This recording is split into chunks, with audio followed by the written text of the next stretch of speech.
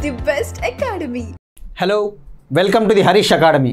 ఈరోజు మనం Indian politics సంబంధించి లాస్ట్ ఫ్యూ మంత్స్లో జరిగిన ఇంపార్టెంట్ కరెంట్ ఈవెంట్స్ గురించి డిస్కస్ చేసుకుందాం. ఇవి అన్ని కాంపిటేటివ్ ఎగ్జామ్స్కి ప్రిపేర్ అయ్యే వాళ్ళకు చాలా హెల్ప్ అవుతాయి.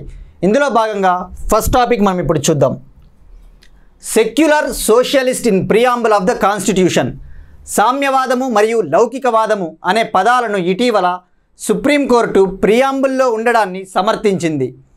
Doctor Balram Singh versus union of India కేసులో భాగంగా పిటిషనర్లు రాజ్యాంగ ప్రవేశికలో చేర్చబడిన పదాలైన సామ్యవాదము మరియు లౌకికవాదము సెక్యులర్ సోషలిస్ట్ అనే వర్డ్స్ను ఛాలెంజ్ చేస్తూ పిటిషన్లు వేయగా సుప్రీంకోర్టు ఈ పిటిషన్ను కొట్టివేస్తూ ఈ యొక్క సెక్యులరు సోషలిస్ట్ అనే పదాలు భారత రాజ్యాంగానికి చాలా కీలకమైనవి, ఇవి ప్రజల విల్లును ప్రతిబింబిస్తాయని చెప్పేసి తీర్పు ఇవ్వడం జరిగింది.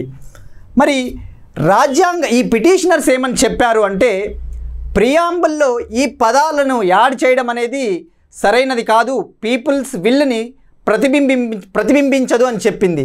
ఎందుకంటే ఈ పదాలు రాజ్యాంగాన్ని అడాప్ట్ చేసుకున్న తర్వాత ఎమర్జెన్సీ టైంలో ఈ పదాలను యాడ్ చేశారు కనుక ఇవి అన్కాన్స్టిట్యూషనల్ అని చెప్పి పిటిషనర్లు వాదించగా సుప్రీంకోర్టు ఈ వాదనలన్నిటినీ తోసిపుచ్చింది.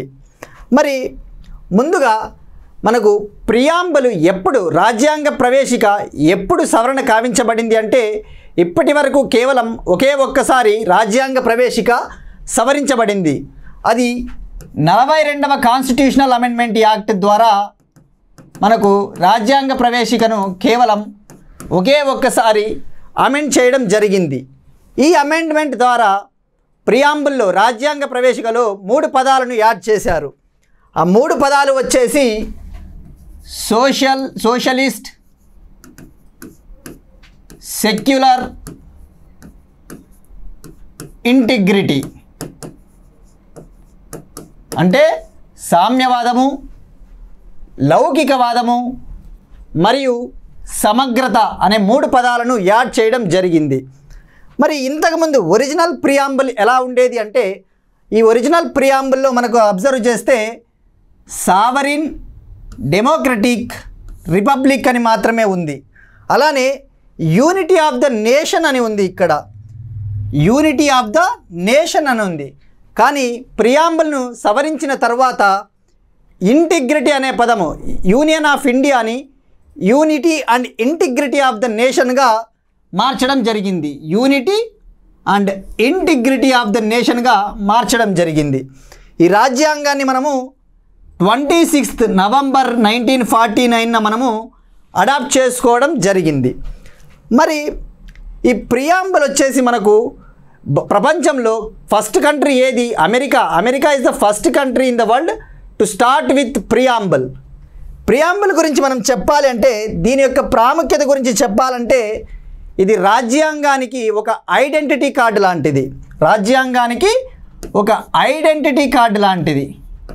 ఈ ఐడి కార్డు ప్రియాంబుల్ అనేది కాన్స్టిట్యూషన్కి ఐడెంటిటీ కార్డు అని చెప్పిన వారు ఎవరు అంటే, మనకు ప్రఖ్యాత న్యాయవేత్త ఎన్ఏ పాల్కివాలా గారు ప్రియాంబుల్ని రాజ్యాంగానికి ఒక ఐడెంటిటీ కార్డుగా అభివర్ణించడం జరిగింది. మరి సుప్రీంకోర్టు ఈ యొక్క doctor Balram Singh versus union of India కేసులో దాఖలైన పిటిషన్లను కొట్టివేస్తూ ఈ పదాలను ఏ విధంగా సమర్థించింది అంటే, సెక్యులర్ అనే పదము మనది వెస్ట్రన్ కాన్సెప్ట్ ఆఫ్ సెక్యులరిజంతో పోల్చుకుంటే మనది డిఫరెంట్. భారతదేశంలో మన స్టేట్కి అఫీషియల్ రిలీజియన్ అనేది ఉండదు, అధికార మతం అనేది ఉండదు. కానీ వెస్ట్రన్ కంట్రీస్లో సెక్యులరిజం ఎలా ఉంటుంది? రిలీజియన్, మతము మరియు స్టేట్ అనేది స్ట్రిక్ట్ సెపరేషన్ ఉంటుంది. అక్కడి మత వ్యవహారాల్లో స్టేట్ అనేది జోక్యం కలగజేసుకోదు. మరి సోషలిస్ట్ అనే పదాన్ని సుప్రీంకోర్టు ఏ విధంగా సమర్థించింది అంటే, మనము ఆదేశిక సూత్రాల్లో చెప్పినట్టు వెల్ఫేర్ స్టేట్, ఈ వెల్ఫేర్ స్టేట్ని మనం సాధించాలి అంటే మనకు ఈ సోషలిస్ట్ అనే పదము, ఈ సోషలిస్ట్ ఫిలాసఫీ మనకు తప్పకుండా అవసరమని చెప్పేసి చెప్పింది. అలానే ఇంకా ఏమని చెప్పింది అంటే, కాన్స్టిట్యూషన్ని మనం 26 నవంబర్ 1949 అడాప్ట్ చేసుకున్నప్పటికీ ఇది రాజ్యాంగం పార్లమెంటుకు ఆర్టికల్ 368 కింద పార్లమెంటుకు రాజ్యాంగాన్ని సవరించే అధికారాన్ని హరించదు అని చెప్పింది. ఆర్టికల్ 368 కింద పార్లమెంటుకు రాజ్యాంగంలోని ఏ పార్ట్నైనా కూడా అమెండ్ చేసే అధికారం కలదు అని చెప్పడం జరిగింది. మరి అలానే ప్రియాంబుల్ గురించి మనకు జడ్జిమెంట్స్ ఏమన్నా ఉన్నాయా? ప్రియాంబుల్ అనేది మనకు ఒక చర్చ నడిచింది కాన్స్టిట్యూషన్ అసెంబ్లీ డిబేట్స్ టైంలో కూడా. ప్రియాంబుల్ అనేది రాజ్యాంగంలో భాగమా కాదా, it is a part of the constitution are not అనే విషయానికి వస్తే మొట్టమొదటిసారిగా బెరుబెరీ యూనియన్ కేసులో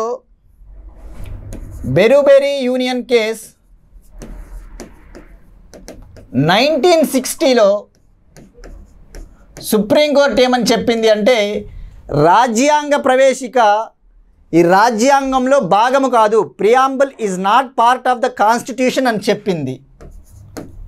మరి కేశవానంద భారతి కేసులో ఏం చెప్పింది?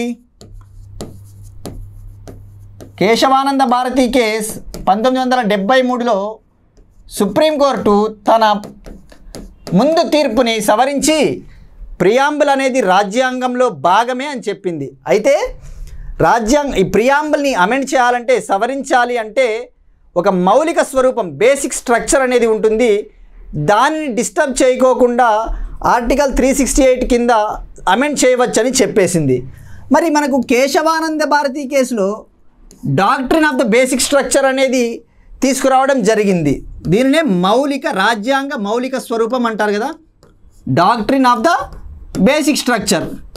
మరి doctrine of the basic structure అనేది కాన్స్టిట్యూషన్లో డిఫైన్ చేసి ఉందా? కాన్స్టిట్యూషన్లో doctrine of the basic structure దీంట్లో ఏం ఎలిమెంట్స్ ఉంటాయో అని చెప్పేసి రాజ్యాంగంలో డిఫైన్ చేసి ఉందా అంటే లేదు అని చెప్పవచ్చు. ఇది రాజ్యాంగంలో డిఫైన్ చేయలేదు, కానీ వేరియస్ జడ్జిమెంట్స్ ద్వారా, వివిధ తీర్పుల ద్వారా సుప్రీంకోర్టు అనేది బేసిక్ స్ట్రక్చర్ను ఎప్పటికప్పుడు కొత్తవి యాడ్ చేయడం జరుగుతుంది. మరి అలానే ఎల్ఐసి యూనియన్ ఆఫ్ ఇండియా కేసులో కూడా సుప్రీంకోర్టు అదే చెప్పింది. ఎల్ఐసి యూనియన్ ఆఫ్ ఇండియా కేసులో కూడా సుప్రీంకోర్టు ఏం చెప్పింది అంటే ప్రియాంబుల్ని అమెండ్ చేయవచ్చు, preamble is part of the constitution, ఇది రాజ్యాంగంలో రాజ్యాంగ ప్రవేశిక ఒక భాగమని తీర్పు ఇవ్వడం జరిగింది. ఇది ప్రియాంబుల్ గురించి. మరి ప్రియాంబుల్ వచ్చేసి మనకు ప్రియాంబుల్ ఏం చెప్తుంది?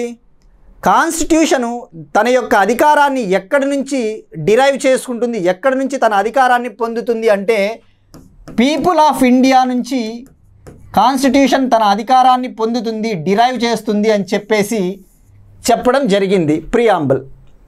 మరి ప్రియాంబుల్ జస్టిషియబులా అంటే ఇది కోర్టుల్లో నిలబడుతుందా లేదా అంటే ఇది నాన్ జస్టిషియబుల్, అంటే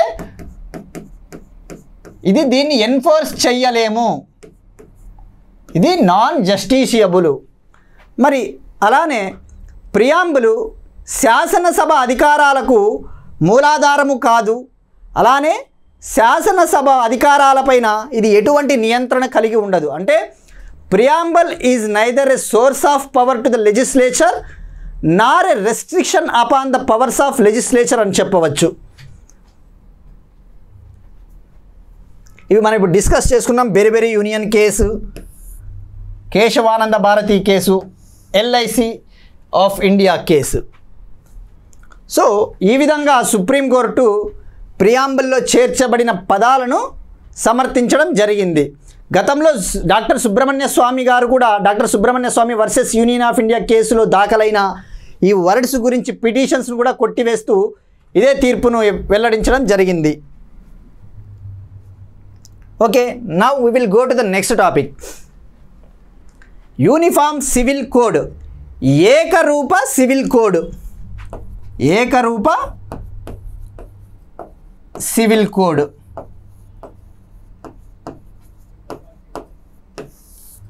ప్రైమ్ మినిస్టర్ నరేంద్ర మోడీ గారు తన ఇండిపెండెన్స్ స్పీచ్లో మాట్లాడుతూ భారతదేశం యూనిఫామ్ సివిల్ కోడ్ను అడాప్ట్ చేసుకోవాల్సిన అవసరం ఉంది అని చెప్పేసి మాట్లాడడం జరిగింది. అలానే ఇటీవల కాన్స్టిట్యూషన్లో మన యొక్క పార్లమెంట్లో జరిగిన డిబేట్స్లలో కూడా ఒక డిబేటే వచ్చింది. కేఎం మున్షీ గారు, డాక్టర్ బిఆర్ అంబేద్కర్ గారు యూనిఫామ్ సివిల్ కోడ్కు సానుకూలంగా మాట్లాడిన విషయాలను ఉటంకిస్తూ ఈ యొక్క యూనిఫామ్ సివిల్ కోడ్ గురించి ప్రస్తావన రావడం జరిగింది. ఈ సందర్భంగా మనం ఎగ్జామ్ పాయింట్ ఆఫ్ వ్యూలో యూనిఫామ్ సివిల్ కోడ్ అనేది ఏ ఆర్టికల్ కిందకి వస్తుంది, పర్సనల్ లాస్ ఏ సబ్జెక్ట్ కిందకి వస్తుంది, స్టేట్ లిస్టా యూనియన్ లిస్టా, మనం ఇటువంటివి ప్రిలిమ్స్ పాయింట్ ఆఫ్ వ్యూలో తెలుసుకోవాలి. సో ముందుగా యూనిఫామ్ సివిల్ కోడ్ అంటే ఏం లేదు, భారతదేశంలో ఉన్న పౌరులందరికీ కుల మత భేదము లేకుండా, లింగ భేదము లేకుండా అందరికీ ఒకే చట్టాలను వర్తింపచేయడమే ఈ యొక్క యూనిఫామ్ సివిల్ కోడ్ అని అంటారు. మనకు ఆదేశిక సూత్రాల్లో డైరెక్టివ్ ప్రిన్సిపల్స్ ఆఫ్ స్టేట్ పాలసీలో ఆదేశిక సూత్రాల్లో ఆర్టికల్ 44 మనకు ఈ యూనిఫామ్ సివిల్ కోడ్ గురించి మాట్లాడుతుంది. ఏమని చెప్తుందంటే ఈ ఆర్టికల్ 44 స్టేట్ అనేది ఈ ఏకరూప సివిల్ కోడ్ తీసుకురావడానికి ఎఫర్ట్స్ చేయాలి అని చెప్పేసి ఆర్టికల్ 44 మాట్లాడుతుంది. State should make efforts to bring the uniform civil code అని చెప్పేసి ఆర్టికల్ 44 చెప్తుంది. మరి మనకు పర్సనల్ లాస్ ఇండియాలో వ్యక్తిగత చట్టాలు వచ్చేసి మనకు కాన్కరెంట్ లిస్ట్ సంయుక్త జాబితాలో ఉన్నాయి.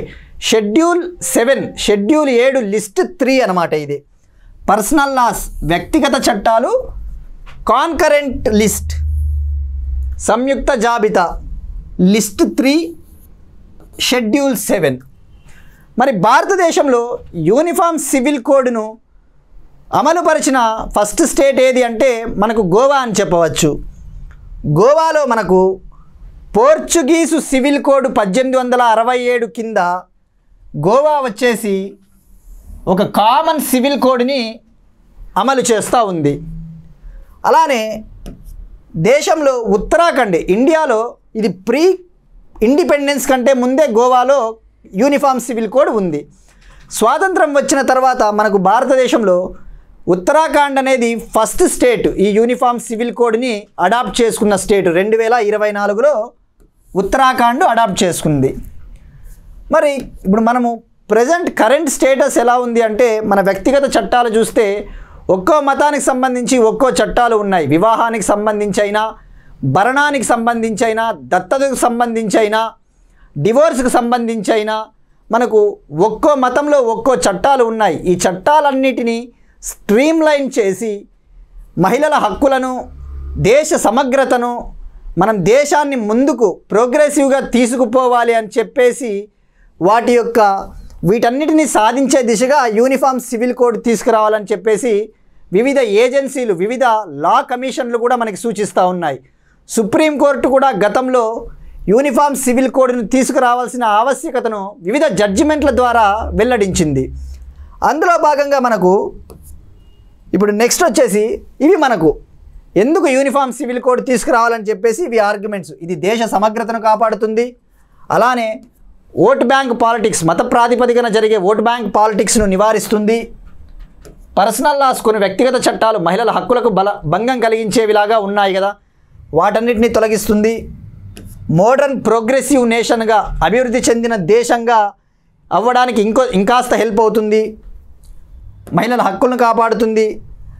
అందరినీ ఈక్వాలిటీ బిఫోర్ ద లా, భారతదేశంలో ఉన్న పౌరులందరినీ చట్టం ముందు సమానంగా ఎటువంటి భేదాలు లేకుండా చూడడానికి యూనిఫామ్ సివిల్ కోడ్ హెల్ప్ అవుతుంది. అలానే ఇది రియల్ సెక్యులరిజాన్ని తీసుకురావడంలో హెల్ప్ అవుతుందని యూనిఫామ్ సివిల్ కోడ్ యొక్క వాదనలు. మరి వివిధ లా ఏజెన్సీస్ ఏమని చెప్తూ ఉన్నాయంటే మనకు యూనిఫామ్ సివిల్ కోడ్ గురించి 21వ లా కమిషన్ ఏం చెప్పిందంటే 2018 21st లా కమిషన్ ఏమని చెప్పింది అంటే ఇప్పుడున్న పరిస్థితుల్లో మనకు ఈ ఏకరూప సివిల్ కోడ్ అవసరం లేదు, కానీ వివిధ మతాల్లో ఉన్న వ్యక్తిగత చట్టాలను రీఫార్మ్ చేయాల్సిన అవసరం ఉందని చెప్పేసి 21వ లా కమిషన్ చెప్పడం జరిగింది. మరి సుప్రీంకోర్టు జడ్జిమెంట్స్ మనం తీసుకుంటే ఈ ఏకరూప సివిల్ కోడ్కి సంబంధించి ముందుగా అహ్మద్ ఖాన్ వర్సెస్ షాబానో బేగం కేస్ 1985. షాబానో బేగం అనే ఆవిడ తనకు విడాకులు తీసుకున్న భర్త నుంచి భరణం డిమాండ్ చేస్తూ సుప్రీంకోర్టుకు కేసు వేయగా ముస్లిం చట్టాల ప్రకారము భరణం అనేది విడాకులు తీసుకున్న తర్వాత కేవలం ఇద్దత్ పీరియడ్ వరకే ఇవ్వడం జరుగుతుంది. అంటే డివోర్స్ అయ్యి మళ్ళీ ఆ ముస్లిం యువకుడు ఇంకొక పెళ్లి చేసుకునే గ్యాప్ ఉంటుంది చూసారా, ఆ గ్యాప్నే ఇద్దత్ పీరియడ్ అంటారు. ఆ ఇద్దత్ పీరియడ్ రఫ్గా ఒక 3 months 90 రోజులు ఉంటుంది. సో షాబానో బేగం ఏం చెప్పిందంటే ఈ భరణాన్ని నాకు జీవితకాలం ఇవ్వాలి అని చెప్పేసి కేసు వేయగా సుప్రీంకోర్టు ఈమెకు అనుకూలంగా తీర్పు ఇవ్వడం జరిగింది. ఇద్దత్ పీరియడ్ దాటిన తర్వాత కూడా ఈమెకు భరణం చెల్లించాల్సిందిగా సుప్రీంకోర్టు ఈమెకు అనుకూలంగా తీర్పు ఇవ్వడం జరిగింది. మరి నెక్స్ట్ వచ్చేసి సరళా ముద్గల్ కేసు. సరళా ముద్గల్ కేసు ఏం చెప్తుంది అంటే ఇది ద్విభార్యత్వం పైన వేసిన కేసు. సరళా ముద్గల్ కేసు 1995. ఈ కేసు ఏంటంటే ద్విభార్యత్వం గురించి వేసిన కేసు.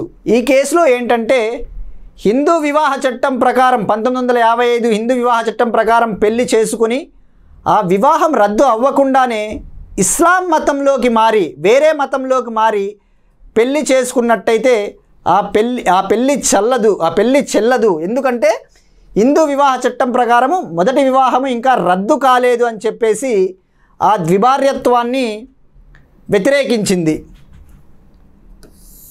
సరళా ముద్గల్ కేసులో. మరి ఇటువంటి వ్యూస్నే ఇటువంటి ఒపీనియన్నే లిల్లీ థామస్ కేసు 2000 సంవత్సరంలో లిల్లీ థామస్ కేసులో కూడా సుప్రీంకోర్టు ఈ ద్విభార్యత్వాన్ని మతం మారి మొదటి వివాహం హిందూ వివాహ చట్టం ప్రకారము మొదటి వివాహం రద్దు కాకుండానే మరో మతంలోకి మారి పెళ్లి చేసుకుంటే ఆ పెళ్లి చెల్లదు అని చెప్పేసి లిల్లీ థామస్ కేసు 2000 సంవత్సరం లిల్లీ థామస్ కేసులో కూడా సేమ్ ఒపీనియన్ సుప్రీంకోర్టు ఇవ్వడం జరిగింది. అయితే సరళా ముద్గల్ కేసులో సుప్రీంకోర్టుని వీళ్ళు పిటిషనర్స్ అభ్యర్థించారు. న్యాయవాది కులదీప్ సింగ్ గారు ఏకరూప సివిల్ కోడ్ యూనిఫామ్ సివిల్ కోడ్ని తీసుకురావాల్సిందిగా ఆదేశించమని అభ్యర్థించినప్పటికీ సుప్రీంకోర్టు ఈ యూనిఫామ్ సివిల్ కోడ్ తీసుకురావాల్సిన దానిపైన ఎటువంటి ఆదేశాలు అయితే జారీ చేయలేదని చెప్పవచ్చు. మరి ఈ 3 జడ్జిమెంట్స్తో పాటు మనకి మరో ముఖ్యమైన judgement Shayara Bano versus union of India 2017 case. ఈ Shayara Bano versus union of India 2017 కేసులో సుప్రీంకోర్టు ఇస్లాం మతంలో ఉన్న ఒక ప్రాక్టీస్ ట్రిపుల్ తలాక్ దాన్నే తలాక్ ఈ బిద్దత్ అని అంటారు. అంటే ఈ ట్రిపుల్ తలాక్ని ఒక ఆర్బిట్రరీ ప్రాక్టీసు, ఇది మహిళల హక్కులకు భంగం కలిగించేది, ఇది చట్ట విరుద్ధం అని చెప్పేసి సుప్రీంకోర్టు చెప్పడం జరిగింది. So this is about uniform civil code. Next topic special packages, ప్రత్యేక ఆర్థిక ప్యాకేజీలు. ప్రత్యేక ఆర్థిక ప్యాకేజీ. ఇటీవల బీహార్ మరియు ఆంధ్రప్రదేశ్కు యూనియన్ బడ్జెట్ 2024-25లో కేంద్ర ప్రభుత్వం ప్రత్యేక ఆర్థిక ప్యాకేజీలు ఇవ్వడం జరిగింది. ఈ ఆర్థిక ప్యాకేజీలు ఏంటంటే మనకు బీహార్కు వచ్చేసి వరదల నివారణ కోసం ఇరిగేషన్ అండ్ ఫ్లడ్ మిటిగేషన్ కోసము ఈ కోసి మేచి ఇంట్రాస్టేట్ లింక్ ప్రాజెక్టుకి 11,500 కోట్లు ఇవ్వడం జరిగింది. కోసి మేచి అనే ఒక రివర్ ప్రాజెక్టుకి ఒక ఇంట్రాలింక్ ప్రాజెక్టుకి 11,500 కోట్లు ప్రత్యేక ప్యాకేజీ కింద యూనియన్ బడ్జెట్ ఇవ్వడం జరిగింది. అదే ఆంధ్రప్రదేశ్ విషయానికి వస్తే 15,000 కోట్లు ఇవ్వడం జరిగింది బడ్జెట్లో. ఎంత? ఆంధ్రప్రదేశ్కు 15,000 కోట్లు ఆంధ్రప్రదేశ్ రీఆర్గనైజేషన్ యాక్ట్, ఆంధ్రప్రదేశ్ పునర్విభజన చట్టం 2014లో ఉన్న లక్ష్యాలను సాధించడానికి అనుగుణంగా 15,000 కోట్లు ఇవ్వడం జరిగింది. అలానే యూనియన్ బడ్జెట్లో మనకు వైజాగ్ చెన్నై ఇండస్ట్రియల్ కారిడార్లో భాగంగా అభివృద్ధి చేస్తున్న కొప్పర్తి నోడ్ అభివృద్ధి కొరకు అలానే హైదరాబాద్ బెంగళూరు ఇండస్ట్రియల్ కారిడార్లో భాగంగా ఓర్వకల్లు నోడు అభివృద్ధికి, ఓర్వకల్లు కర్నూలు, కొప్పర్తి కడప, ఓర్వకల్లు నోడు అభివృద్ధి కొరకు సెంట్రల్ గవర్నమెంటు ఆర్థిక ప్యాకేజీ ఇవ్వడం జరిగింది. మరి ఈ సందర్భంగా మనకు అసలు ఈ స్పెషల్ ప్యాకేజెస్ అంటే ఏంటో మనకు ఐడియా ఉండాలి. ఎగ్జామ్ పాయింట్ ఆఫ్ వ్యూలో ఈ స్పెషల్ ప్యాకేజెస్ ఏ ఆర్టికల్ కిందకు వస్తాయి అనేసి మనకు ఐడియా ఉండాలి. సో స్పెషల్ ప్యాకేజెస్ అనేది ఒక గ్రాంట్స్ అన్నమాట. సెంట్రల్ గవర్నమెంట్ నుంచి రాష్ట్రాలకు అందే ఒక ఆర్థిక సహకారం. మనం ఎలా చెప్పవచ్చు అంటే ఇదొక grants in aid. Special package అంటే గ్రాంట్స్. ఏ ఆర్టికల్ కిందకు వస్తుంది ప్రత్యేక ప్యాకేజీ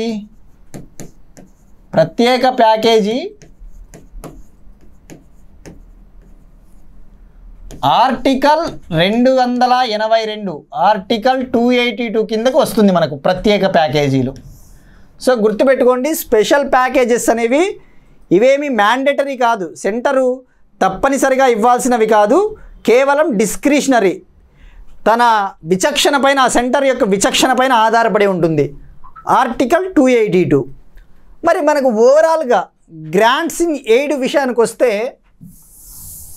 మనకు ఎన్ని టైప్స్ ఆఫ్ గ్రాంట్స్ ఉన్నాయంటే, ఒకటి ఆర్టికల్ 275 కింద స్టాచ్యుటరీ గ్రాంట్స్ ఉన్నాయి, అంటే చట్టబద్ధమైన గ్రాంట్లు ఉన్నాయి. ఈ చట్టబద్ధమైన గ్రాంట్లు సెంట్రల్ గవర్నమెంటు ఫైనాన్స్ కమిషన్ రికమెండేషన్ను బేస్ చేసుకొని ప్రొవైడ్ చేయడం జరుగుతుంది. మరి ఇవి ఏ దానిపైన ఛార్జ్ అవుతాయంటే these grants under article 275 are charged upon the consolidated fund of India, అంటే సంఘటిత నిధి పైన ఛార్జ్ అవుతాయి. Consolidated fund of India. మరి ఈ ఆర్టికల్ 275 కింద కూడా ఈ చట్టబద్ధమైన గ్రాంట్లో కూడా 2 టైప్స్ ఉంటాయి. మళ్ళీ మనకు జనరల్ గ్రాంట్స్ అంటే సాధారణ గ్రాంట్లు, స్పెసిఫిక్ గ్రాంట్లు అంటారు, అంటే ప్రత్యేక గ్రాంట్లు. ఈ స్పెసిఫిక్ గ్రాంట్లు ఏంటంటే వివిధ రాష్ట్రాల్లో ఉన్న షెడ్యూల్ ఏరియాలు కావచ్చు, ట్రైబల్ ఏరియాస్ కావచ్చు, వాటిని డెవలప్ చేయడానికి ఈ స్పెసిఫిక్ గ్రాంట్స్, ప్రత్యేక గ్రాంట్లు ఇవ్వడం జరుగుతుంది. మరి ఈ ఆర్టికల్ 282 మనం ఇందాకే చెప్పుకున్నట్టు డిస్క్రిషనరీ గ్రాంట్స్ అంటారు, అంటే సెంటర్ యొక్క విచక్షణ పైన ఆధారపడి ఉంటుంది. దీని కిందకు వచ్చేదే ఈ ఆర్థిక ప్యాకేజీలు. అంటే కేంద్ర ప్రాయోజిత పథకాలు ఉంటాయి కదా, సెంట్రల్లీ స్పాన్సర్డ్ స్కీమ్స్, అటువంటివి మనకు ఆర్టికల్ 282 కిందకు వస్తాయి. గుర్తుపెట్టుకోండి, ఈ ప్రత్యేక ప్యాకేజీలు అనేవేమి మ్యాండేటరీ కాదు. స్టేట్ యొక్క భౌగోళిక, ఆర్థిక, సామాజిక వెనుకబాటును గ్రహించి సెంటర్ అందించే ప్రత్యేక సహాయము. So next topic, process to remove the vice president of India. ఇటీవల opposition party vice president, Rajya Sabha chairman Jagdeep Dhankhar గారిని తొలగించాలని చెప్పేసి ఒక no trust motion, removal motion, అవిశ్వాస తీర్మానాన్ని ప్రవేశపెట్టడం జరిగింది. అయితే ఈ నో ట్రస్ట్ మోషన్ని రాజ్యసభ డిప్యూటీ చైర్మన్ గారు తిరస్కరించారు.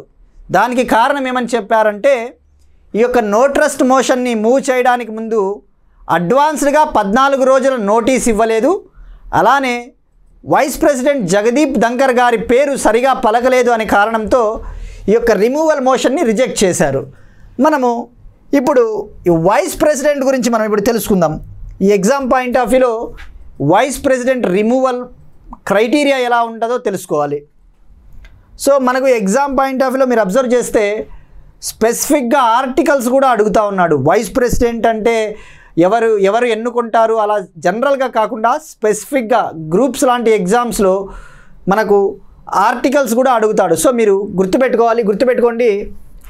ఆర్టికల్ 63 మనకు వైస్ ప్రెసిడెంట్ గారి గురించి తెలుపుతుంది. ఆర్టికల్ 63 ఏం చెప్తుంది అంటే the vice president of India. Article 63. మరి అలానే ఆర్టికల్ 66 ఏం చెప్తుందంటే election of the vice president. Article 66 ఏం చెప్తుంది? Election of the vice president అంటే వైస్ ప్రెసిడెంట్ యొక్క ఎన్నిక.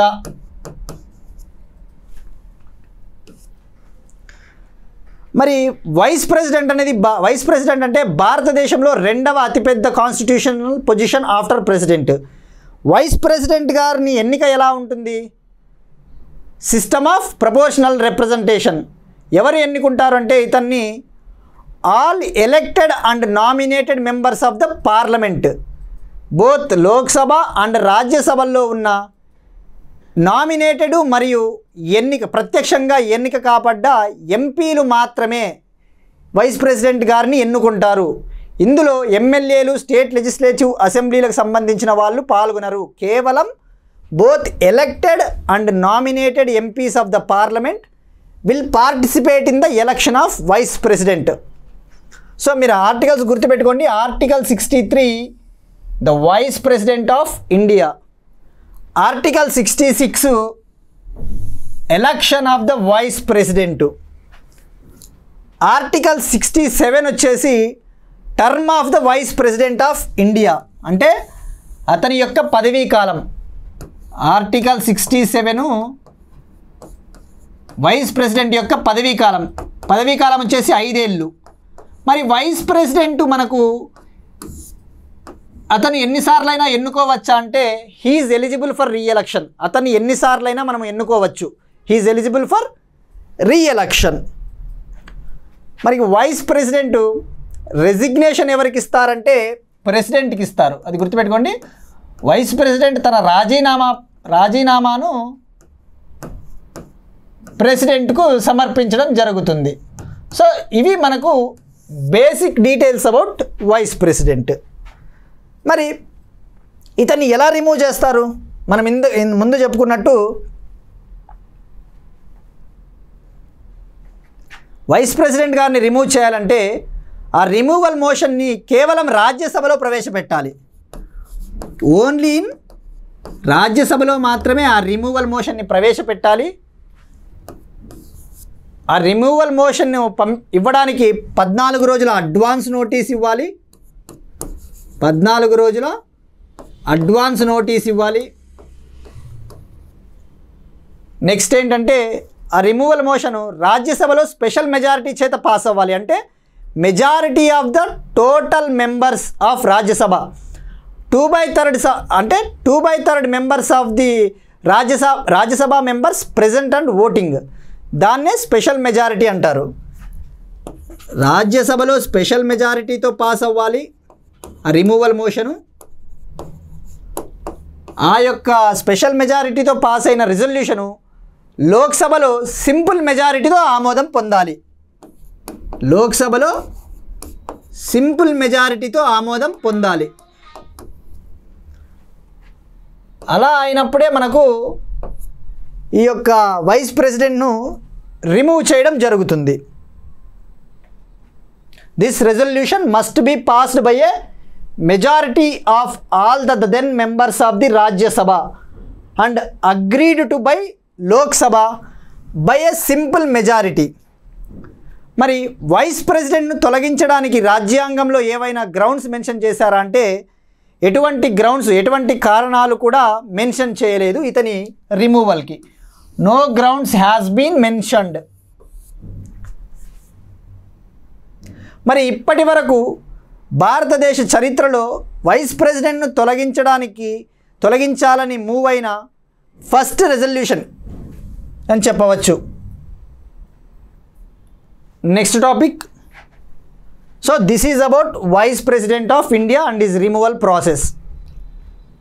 మనకి నెక్స్ట్ టాపిక్ వచ్చేసి new statue of lady justice unveiled in supreme court. అప్పటి supreme court chief justice of India DY Chandrachud గారి ఆదేశాల మేరకు ఒక కొత్త లేడీ జస్టిస్ విగ్రహాన్ని ఆవిష్కరించడం జరిగింది. మనకు మొన్న రీసెంట్ వరకు కూడా మనకు లేడీ జస్టిస్ విగ్రహము కొలోనియల్ ఇన్ఫ్లుయెన్స్ కింద ఉండేది. అంటే బ్రిటిష్ వారి ఇన్ఫ్లుయెన్స్, వారి హయాంలో తయారు చేసిన లేడీ జస్టిస్ విగ్రహం ఎలా ఉండేది, మనకు సినిమాల్లో కూడా చెప్పేవాళ్ళు, చట్టానికి కళ్ళు లేవని చెప్పేసి ఆ విగ్రహానికి, లేడీ జస్టిస్ విగ్రహానికి కళ్ళకు గంతలు కట్టిన విగ్రహం ఒకప్పుడు ఉండేది. ఇప్పుడు కొత్తగా ఆవిష్కరించిన విగ్రహం వచ్చేసి ఆ విగ్రహ కళ్ళకు ఎటువంటి గంతలు లేవు. మనం చూస్తే ఇలా ఉంది. ఇప్పుడు కొత్తగా ఆవిష్కరించిన విగ్రహము కళ్ళకు ఎటువంటి గంతలు లేవు. అదే బ్రిటిష్ కాలం నాటి విగ్రహానికైతే లేడీ జస్టిస్ విగ్రహానికి గంతలు ఉన్నాయి, ఇప్పుడు గంతలు లేవు. రైట్ హ్యాండ్లో, కుడి చేతిలో మనకు ఈ త్రాసు అలానే ఉంది. ఈ త్రాసునైతే ఏం చేంజ్ చేయలేదు. ఈ స్కేల్స్ ఏం చెప్తాయంటే ఈ త్రాసు సమాజంలో ఈక్వాలిటీని ఇండికేట్ చేస్తుంది. ఎడమ చేతిలో ఒకప్పుడు పాత విగ్రహంలో స్వార్డ్, కత్తి ఉండేది. అంటే దాని సింబల్ ఏంటంటే భారతదేశంలో ఎవరైనా తప్పు చేస్తే వారు శిక్షకు అర్హులు అని చెప్పేసి ఇది ప్రతిబింబించేది గతంలో. ఇప్పుడు కొత్తగా ఆవిష్కరించిన విగ్రహంలో కత్తి ప్లేస్లో రాజ్యాంగాన్ని ఏర్పాటు చేయడం జరిగింది. ఈ యొక్క కొత్త విగ్రహం వచ్చేసి తెల్లని రంగులో వైట్ స్క్వేర్ ప్లాట్ఫామ్ పైన ఏర్పాటు చేయడం జరిగింది, తెల్లటి విగ్రహము.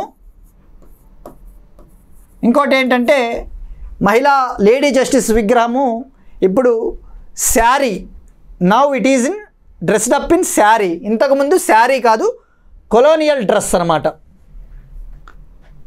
సో ఇది మనకు లేడీ జస్టిస్ గురించి స్టేట్మెంట్స్లో అడగొచ్చు డైరెక్ట్గా, ఇటీవల లాంచ్ చేసిన లేడీ జస్టిస్ విగ్రహం గురించి స్టేట్మెంట్స్ ఇచ్చేసి. So this is about new statue of lady justice. Next topic వచ్చేసి అర్బన్ లోకల్ బాడీస్, నగరపాలక సంస్థల గురించి. CAG highlights key challenges in urban local bodies. మనకు comptroller and auditor general of India భారతదేశంలో ఉన్న అర్బన్ లోకల్ బాడీస్ కావచ్చు, పంచాయతీల యొక్క అకౌంట్స్ని ఆడిట్ చేసి రిపోర్ట్ ఇవ్వడం జరుగుతుంది. ఆ ప్రాసెస్లో భాగంగా కాగ్ ఇటీవల భారతదేశంలోని 18 రాష్ట్రాలలో ఈ యొక్క 74వ కాన్స్టిట్యూషనల్ అమెండ్మెంట్ యాక్ట్ ఏ విధంగా అమలవుతా ఉందో దానిపైన ఒక రిపోర్టు సబ్మిట్ చేయడం జరిగింది.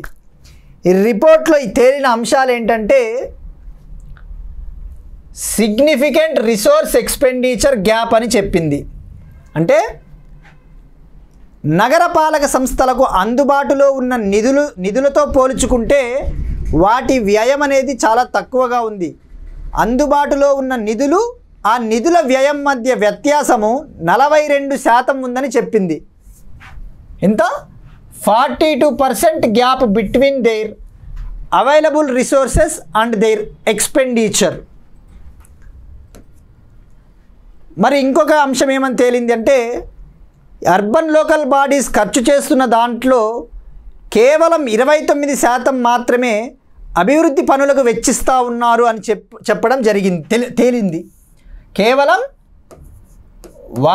అర్బన్ లోకల్ బాడీస్ యొక్క ఖర్చులో, వ్యయంలో కేవలం 29% నిధులు మాత్రమే అభివృద్ధి పనులకు కేటాయిస్తున్నారు అంట.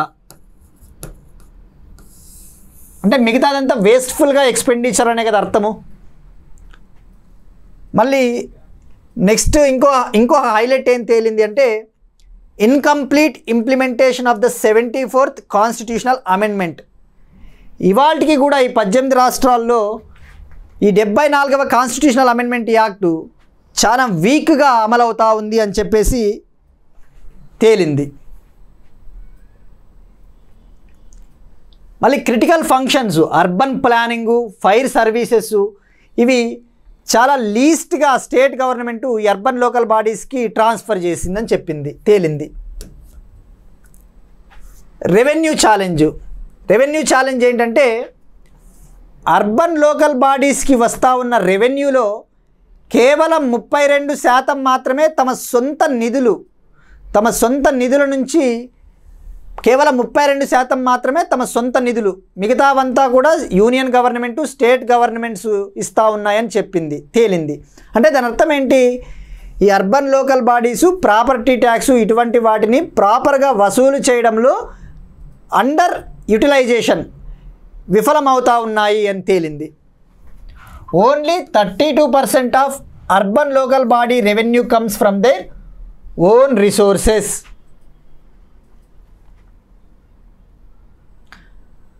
ఇంకోటి ఏంటంటే స్టాఫ్ షార్టేజ్ అనింది.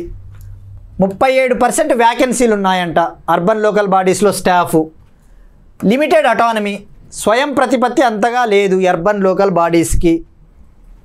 కేవలం 9 రాష్ట్రాల్లో మాత్రమే ఈ అర్బన్ లోకల్ బాడీస్ కింద మనకు ఎన్ని ఫంక్షనల్ ఐటమ్స్ ఉన్నాయి? మనకు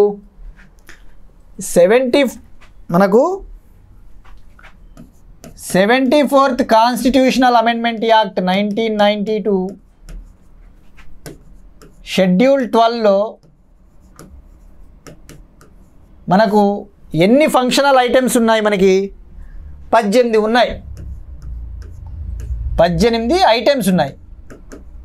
అంటే 18 ఐటమ్స్ అంటే మనకు అర్బన్ ప్లానింగు, అర్బన్ పావర్టీని తొలగించడము, స్లమ్ డెవలప్మెంటు, అగ్రో ఫారెస్ట్రీ, ఇటువంటివి మనకు 18 ఉన్నాయి.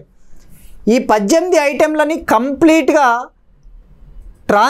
అర్బన్ లోకల్ బాడీస్కి ట్రాన్స్ఫర్ చేసిన స్టేట్స్ వచ్చేసి 9 మాత్రమే ఉన్నాయని చెప్పేసి కాగ్ నివేదిక పేర్కొనింది. ఆ 9 రాష్ట్రాలు ఏవంటే, ఆ 9 రాష్ట్రాలు మనకు ఛత్తీస్గఢ్, హర్యానా, జార్ఖండ్, మధ్యప్రదేశ్, మహారాష్ట్ర, మణిపూర్, ఒడిషా, పంజాబ్, త్రిపుర. ఈ 9 రాష్ట్రాలు మాత్రమే ఈ 18 ఫంక్షన్లని కంప్లీట్గా కంప్లీట్గా అర్బన్ లోకల్ బాడీస్కి ట్రాన్స్ఫర్ చేశాయి. దురదృష్టవశాత్తు ఈ 9 రాష్ట్రాల జాబితాలో తెలుగు రాష్ట్రాలు ఆంధ్రప్రదేశ్, తెలంగాణ 2 లేవు. So please note this point.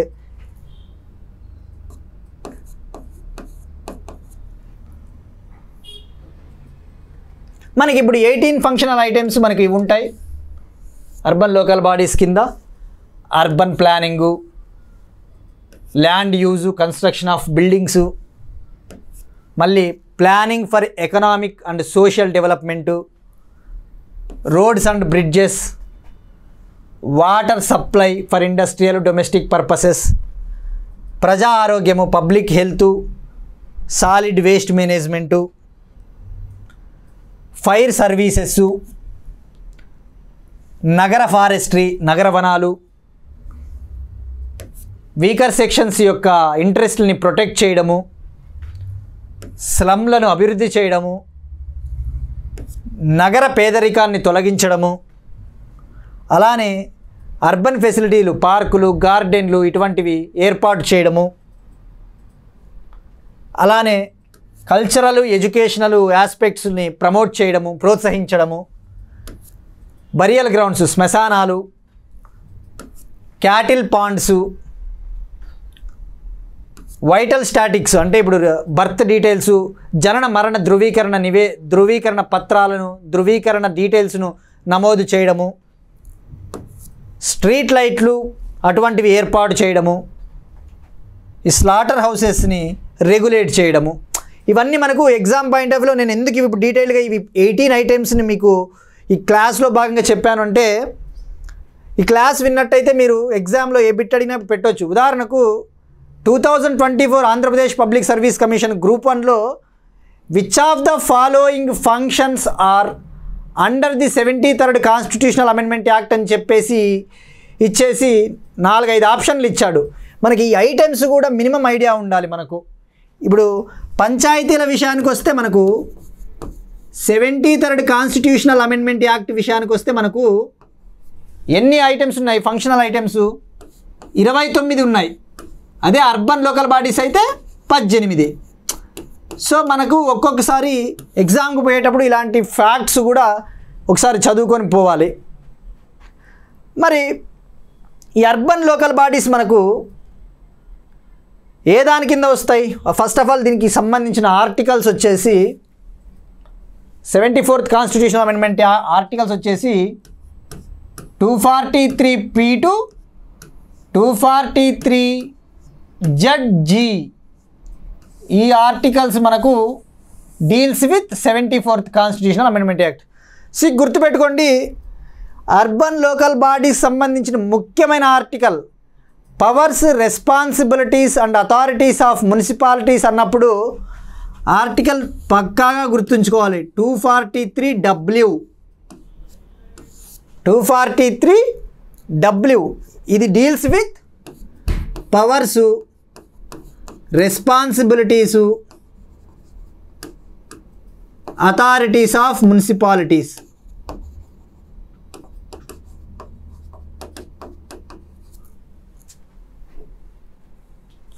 So articles important articles మనకు ఇంపార్టెంట్ రిగార్డింగ్ మనకు లోకల్ బాడీస్.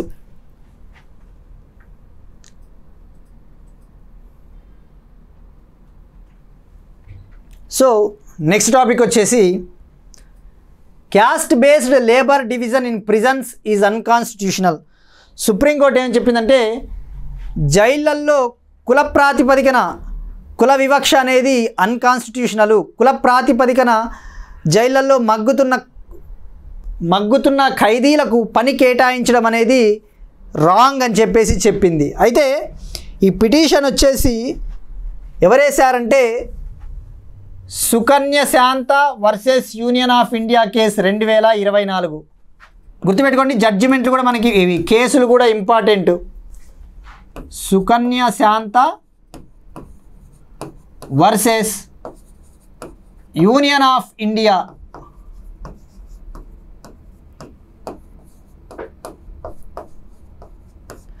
ఈమె సుకన్య శాంత అనే ఆమె ద వైర్ జర్నలిస్ట్. ఈమె ద వైర్ అనే ఇంగ్లీష్ మ్యాగజైన్ ఇంగ్లీష్ పేపర్లో జర్నలిస్ట్ సుకన్య శాంత. అయితే ఈమె ఒక పిటిషన్ వేయడం జరిగింది. జైళ్ళల్లో కుల ప్రాతిపదికన ఖైదీలకు వర్క్ కేటాయిస్తూ ఉన్నారు, ఇది violative of fundamental rights. Article 14, article 15, article 17, article 21, article 23 fundamental రైట్స్ని ఉల్లంఘిస్తూ ఉందని చెప్పేసి ఈమె పిటిషన్ వేస్తే ఈమె వాదనలతో సుప్రీంకోర్టు ఏకీభవించింది. మరి మనకు exam point of view judgement important. Prisons, మళ్ళీ ప్రిజన్స్ ఏ సబ్జెక్టు?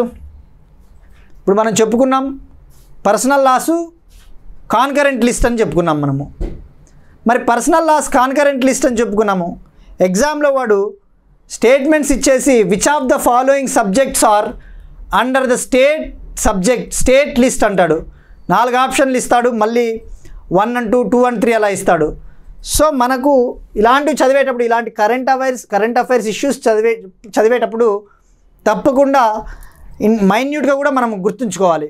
ప్రిజన్స్ జైళ్ళు ఇది రాష్ట్ర జాబితా, స్టేట్ సబ్జెక్ట్. ప్రిజన్స్ రాష్ట్ర జాబితా, జైళ్ళు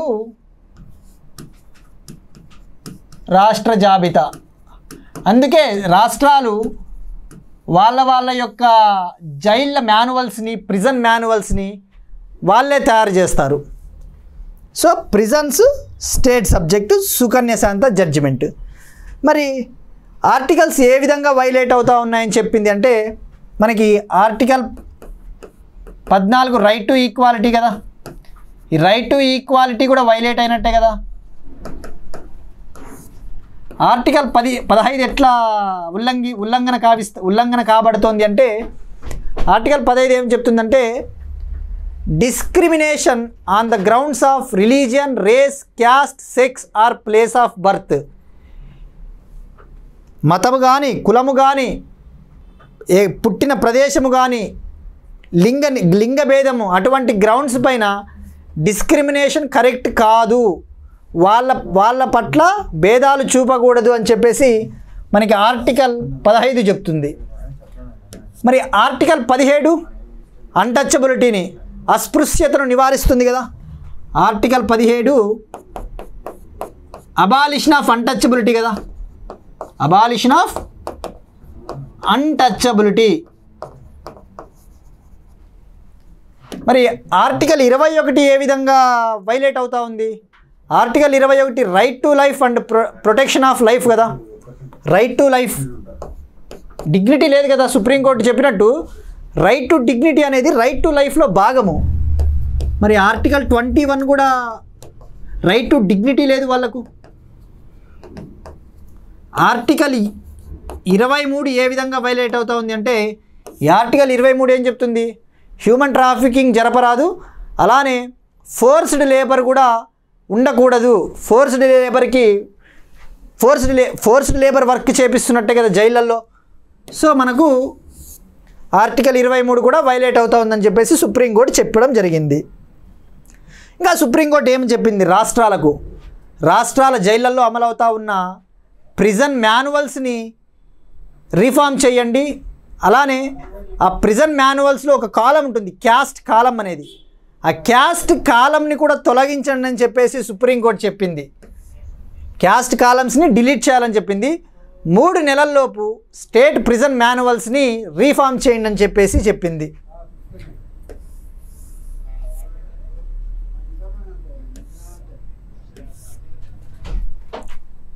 states and UTs should revise their prison manuals in 3 months అని చెప్పింది. So this is about caste based labour division in prisons is unconstitutional topic. మరి నెక్స్ట్ టాపిక్ వచ్చేసి అగైన్ అర్బన్ లోకల్ బాడీస్ సంబంధించి మనకు group 2 సిలబస్లో సపరేట్గా టాపిక్ ఉంది, 73rd and 74th constitutional amendment act గురించి. High representation of women councillors in India. రీసెంట్గా జనాగ్రహ అనే ఒక ఎన్జిఓ ఒక రిపోర్టు విడుదల చేసింది. ఆ రిపోర్టు ప్రకారము భారతదేశంలో హైయెస్ట్ ఉమెన్ కౌన్సిలర్స్ ఏ రాష్ట్రంలో ఉన్నాయో నివేదిక ఇచ్చింది. ఉమెన్ రిప్రజెంటేషన్ అర్బన్ లోకల్ బాడీస్లో మహిళల శాతం ఎలా ఉందో ఒక నివేదిక ఇవ్వడం జరిగింది. దాని ప్రకారము హైయెస్ట్ ఉమెన్ కౌన్సిలర్స్లు తమిళనాడులో ఉన్నారు. భారతదేశంలో Tamil Nadu. Top states for women councillors వచ్చేసి తమిళనాడు.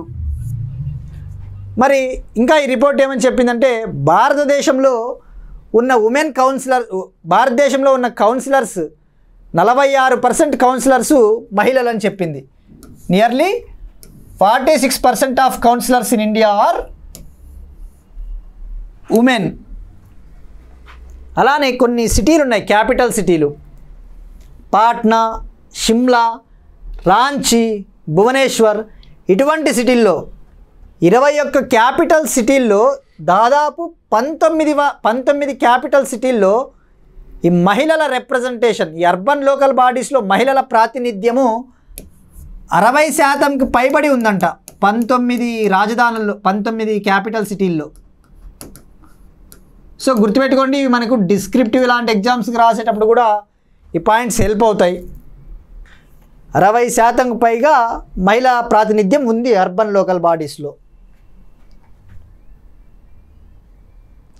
మళ్ళీ తమిళనాడులో హైయెస్ట్ ఉమెన్ కౌన్సిలర్స్ ఉన్నారు. మరి నెక్స్ట్ అదర్ స్టేట్స్ ఏంటి? Followed by Rajasthan, Madhya Pradesh,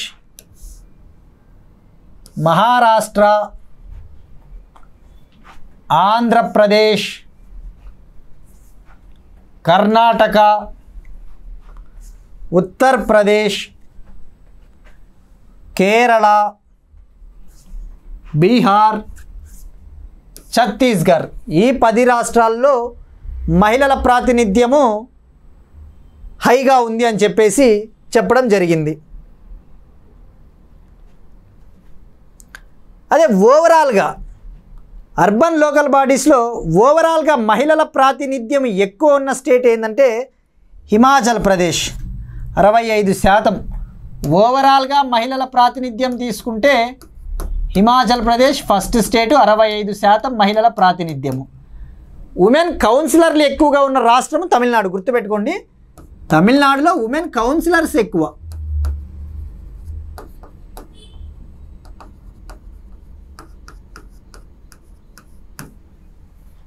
so మనకు హిమాచల్ ప్రదేశ్ ఫస్ట్ అత్యధిక మహిళా ప్రాతినిధ్యం కలిగి ఉన్న అర్బన్ లోకల్ బాడీస్లో అత్యధిక మహిళా ప్రాతినిధ్యం కలిగి ఉన్న రాష్ట్రము హిమాచల్ ప్రదేశ్. మరి ఇంకాస్త మనకు అర్బన్ లోకల్ బాడీస్ గురించి వెళ్తే మనకు 74th కాన్స్టిట్యూషనల్ అమెండ్మెంట్ యాక్ట్ ప్రకారము 33% రిజర్వేషన్ మహిళలకు ఇవ్వాలని చెప్తా ఉంది. మరి 50% రిజర్వేషన్ మహిళలకు అర్బన్ లోకల్ బాడీస్లో మ్యాండేటరీ అంటే మ్యాండేటరీ తప్పనిసరి ఏమీ కాదు, అది రాష్ట్రాల యొక్క విచక్షణ పైన ఆధారపడి ఉంటుంది. భారతదేశంలో 2006లో తొలిసారిగా బీహార్ అనేది చట్టం చేసింది. లోకల్ బాడీస్లో మహిళలకు 50% రిజర్వేషన్ కల్పిస్తూ ఒక చట్టాన్ని తీసుకొచ్చిన తొలి రాష్ట్రము బీహార్. సో అది గుర్తుపెట్టుకోండి, Bihar 2006లో.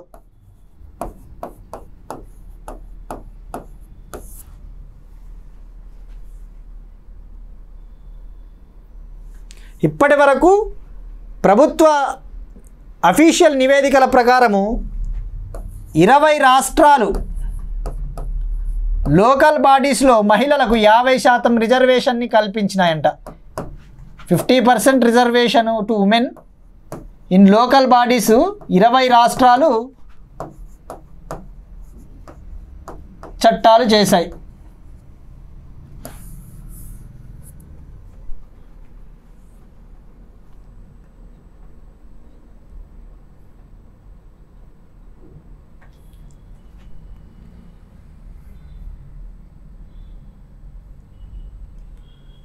Again next topic, auditing of local bodies. రీసెంట్గా గుజరాత్ రాష్ట్రం రాజ్కోటలో ఈ లోకల్ బాడీస్ యొక్క అకౌంట్లను తనిఖీ చేయడానికి ఒక ఇంటర్నేషనల్ సెంటర్ను ఏర్పాటు చేయడం జరిగింది. దాన్నే international centre for auditing of local bodies అంటారు. దీన్ని రాజ్కోటలో ఏర్పాటు చేయడం జరిగింది. మరి మనకు ఆల్రెడీ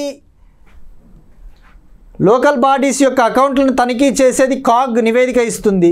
అయితే ఈ ఇంటర్నేషనల్ సెంటర్ని ఎందుకు లాంచ్ చేయడం జరిగిందంటే గ్లోబల్ స్టాండర్డ్స్కి అనుగుణంగా ఎప్పటికప్పుడు లోకల్ బాడీస్ అకౌంట్లను తనిఖీ చేయడం కోసం తీసుకొని వచ్చారు.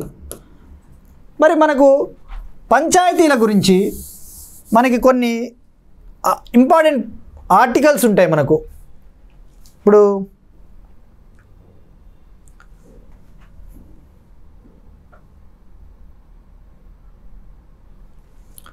పంచాయతీలకు ఆర్టికల్స్ ఏమున్నాయి మనకు?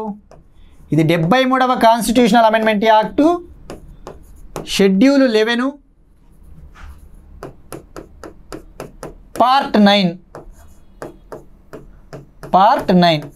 మనకి దీంట్లో మనం ఆల్రెడీ చెప్పుకున్నాము 29 ఫంక్షనల్ ఐటమ్స్ ఉంటాయని చెప్పుకున్నాం మనము పంచాయతీల్లో.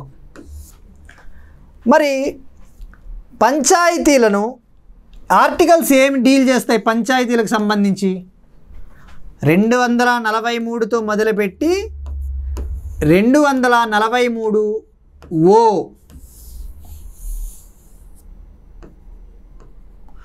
Article 243 to 243O deals with panchayats. Article 243P to 243ZG deals with municipalities. మరి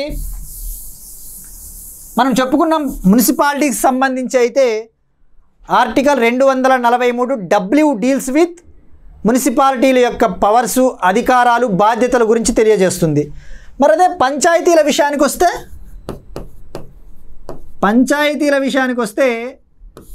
243G.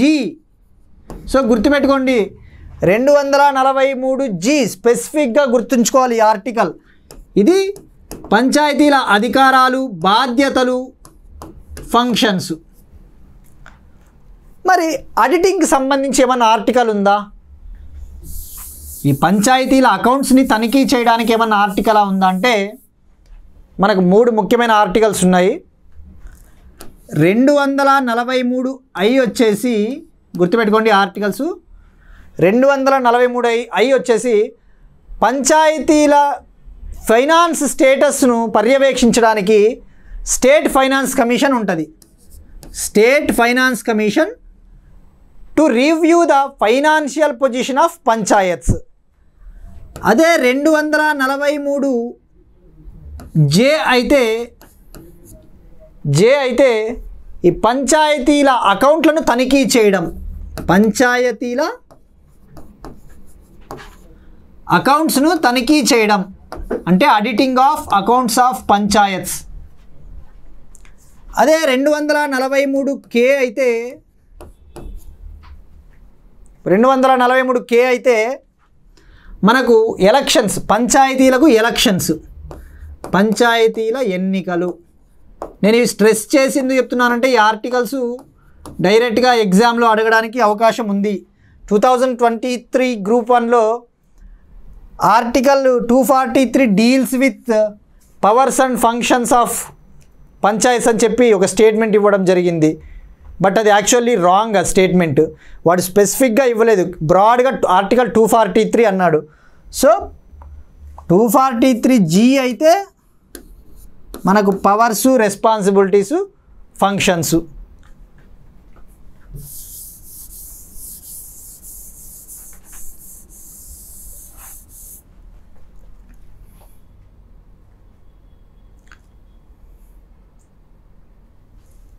Two 243G 243J. మరి పంచాయతీలకు నిధుల సమీకరణ ఎట్లా? మనం ఇంకొద్దిగా డీటెయిల్డ్కి పోతే పంచాయతీలకు నిధులు ఎలా సమీకరించుకుంటారు అంటే, నిధులు సమీకరణ అవుతాయంటే మనం ముందుగా చెప్పుకున్నట్టు ఆర్టికల్ 282 కింద మనకు నిధులు అందుతాయి.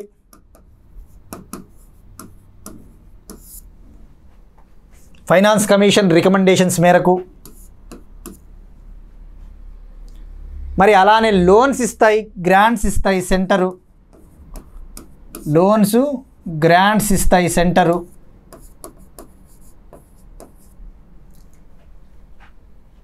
కేంద్ర ప్రాయోజిత పథకాలు, సెంట్రల్లీ స్పాన్సర్డ్ స్కీమ్స్ కింద కూడా రాష్ట్రాలు పంచాయతీలకు నిధులు, లోకల్ బాడీస్కి నిధులు ఇవ్వడం జరుగుతుంది. అలానే ఇవి సొంతంగా నిధులు, ప్రాపర్టీ ట్యాక్సు, తమ సొంత నిధుల కలెక్షన్ అలా ఉంటుంది అన్నమాట. సో ఇక్కడ మొన్న రీసెంట్గా తెలంగాణ గ్రూప్ 2 ఎగ్జామ్ చూస్తే ఒక క్వశ్చన్ అడిగాడు. 73rd constitutional amendment act fact oriented. ఈ క్రింద ఇవ్వబడిన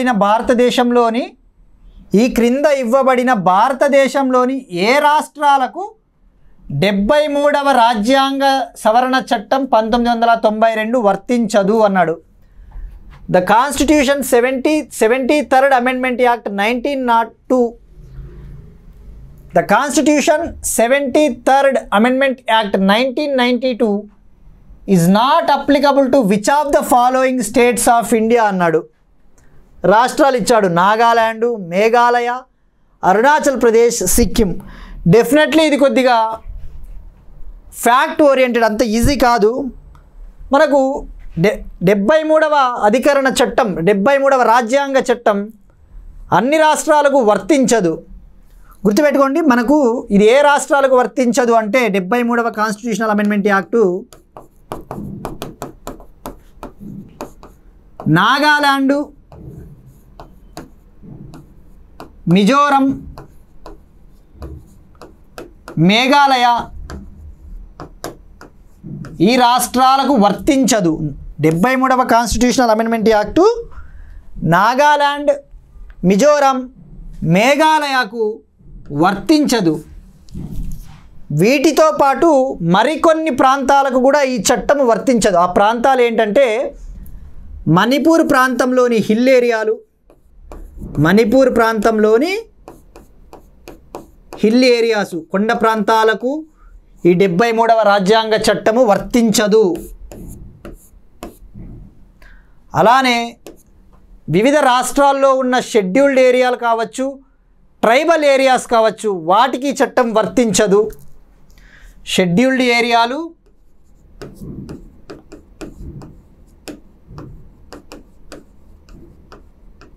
ట్రైబల్ ఏరియాలు, వివిధ రాష్ట్రాల్లో ఉన్న ట్రైబల్ ప్రాంతాలకు ఈ చట్టం వర్తించదు. అలానే డార్జిలింగ్, వెస్ట్ బెంగాల్లోని డార్జిలింగ్ ప్రాంతానికి, ఎందుకంటే డార్జిలింగ్లో కూడా ఒక డిస్టిక్ కౌన్సిల్, ఎక్కడైతే డిస్టిక్ కౌన్సిల్స్ ఉన్నాయో ఆ ప్రాంతాలకు కూడా ఈ చట్టం వర్తించదు. వెస్ట్ బెంగాల్ డార్జిలింగ్ ప్రాంతంలో కూడా మనకు ఒక డిస్టిక్ కౌన్సిల్ ఉంది కాబట్టి మనకు ఈ ప్రాంతానికి కూడా మనకు 73వ కాన్స్టిట్యూషనల్ అమెండ్మెంట్ యాక్ట్ వర్తించదు. సో మనకి ఇప్పుడు దీని ప్రకారం ఆన్సర్ ఏమవుతుంది అంటే, ఆప్షన్స్ ఏమి ఇచ్చాడు? నాగాలాండ్ ఇచ్చాడు, నాగాలాండ్ కరెక్టు. మేఘాలయ ఇచ్చాడు, మేఘాలయ కరెక్టు. అరుణాచల్ ప్రదేశ్ అన్నాడు, ఇది wrong answer option. Sikkim wrong option. So మనకు దీని నుంచి answer A and C only అని చెప్పవచ్చు. So answer is option two A and C only. So ఇలా అడుగుతున్నాడు ఎగ్జామ్స్లో ఫ్యాక్ట్ ఓరియంటెడ్. మీరు 2024 యూపీఎస్సీ పేపర్ చూసినా కూడా పొలిటికల్ పార్టీసు, ఆ పొలిటికల్ పార్టీస్ని స్థాపించిన ఫౌండర్స్ మీద జతపరచమని చెప్పేసి ఒక క్వశ్చన్ ఇచ్చాడు. నెక్స్ట్ టాపిక్, కోయలీషన్ గవర్నమెంట్, సంకీర్ణ ప్రభుత్వం. 2024 సాధారణ ఎన్నికలు జరిగిన తర్వాత సెంటర్లో సంకీర్ణ ప్రభుత్వం ఏర్పాటు అవ్వడం జరిగింది. మనకు సిలబస్లో చూస్తే మనకు ఇండియన్ పొలిటికల్ పార్టీస్ అనే ఒక టాపిక్కే ఉంది. Indian political parties, political dynamics.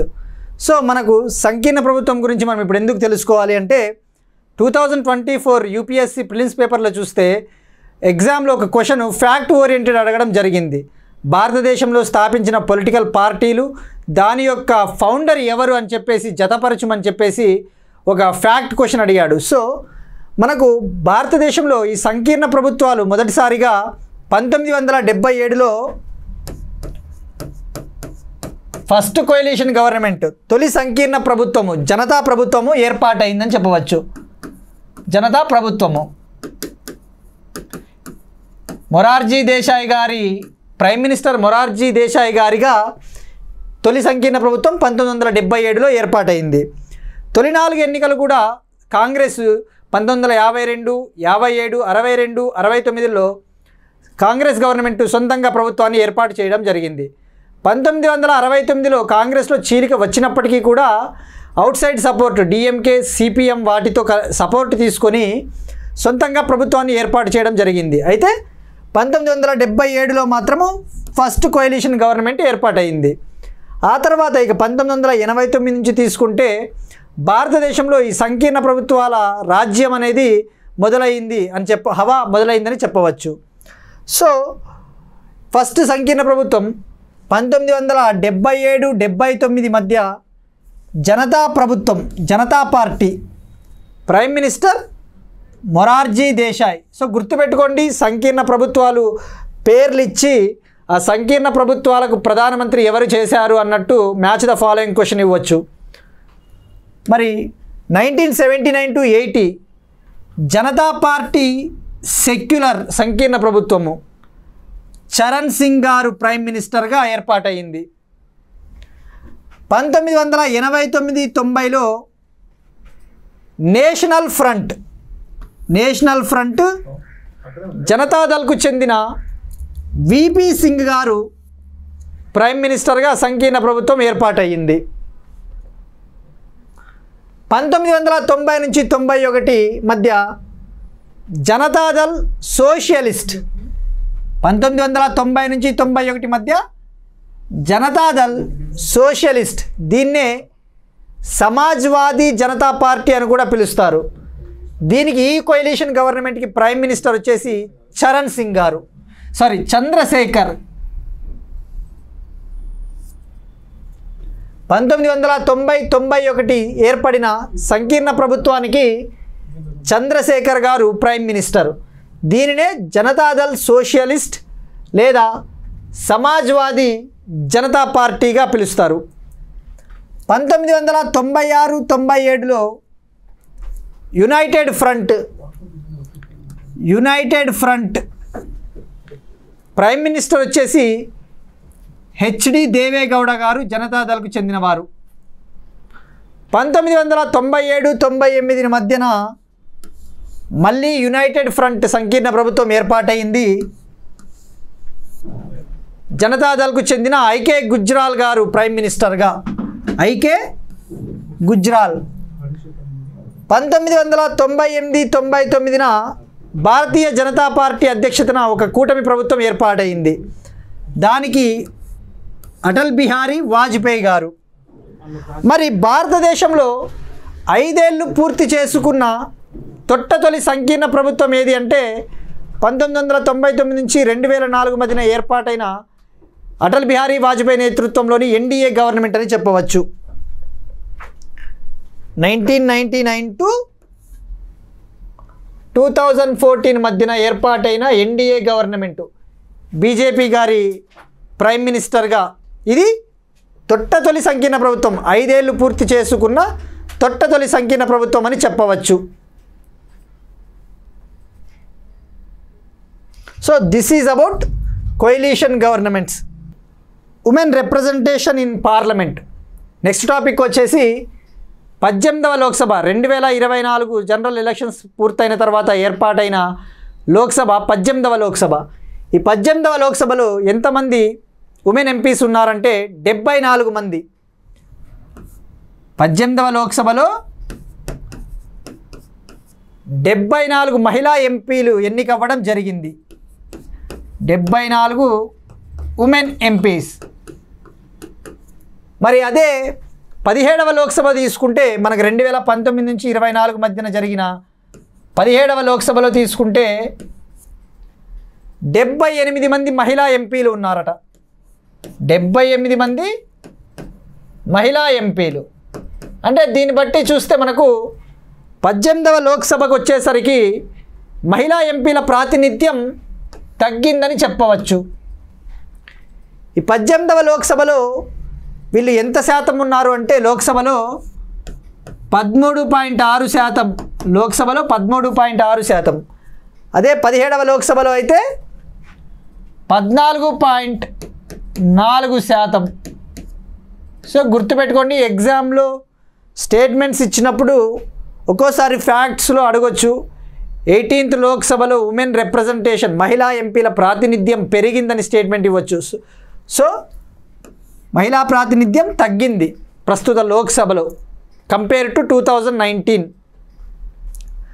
మరి ఈ మహిళల ప్రాతినిధ్యము తొలి లోక్సభలో, ఫస్ట్ లోక్సభలో ఎంత శాతం ఉన్నింది అంటే 5% ఉన్నింది. మరి హైయెస్ట్ ఎప్పుడు వచ్చింది అంటే 17వ లోక్సభ 14.4% అని చెప్పవచ్చు.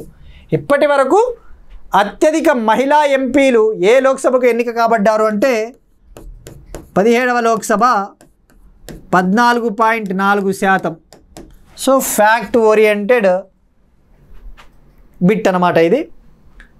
గ్లోబల్గా తీసుకుంటే, అంతర్జాతీయంగా తీసుకుంటే పార్లమెంట్లలో మహిళల ప్రాతినిధ్యము యావరేజ్ సరాసరి సగటు ఎంత ఉంది అంటే 26.9% ఉంది.